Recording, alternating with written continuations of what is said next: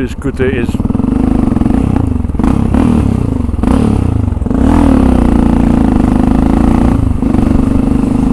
twat.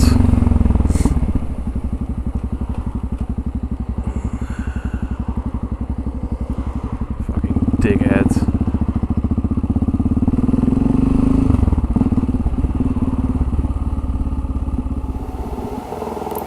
So in hindsight, apparently he probably didn't saw me. He didn't hear me, so loud pipes don't matter for fuck. But what he did do is clearly show some type of head movement as an excuse, so he didn't do it on purpose.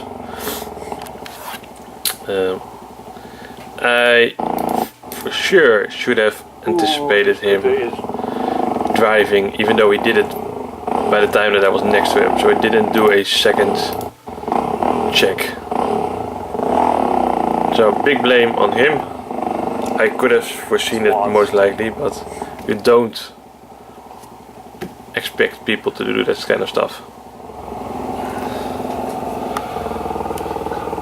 So clearly I'm behind him. He pulls up when I'm next to him. Definitely his fault. Twat. And more than enough proof that loud pipes don't save lives.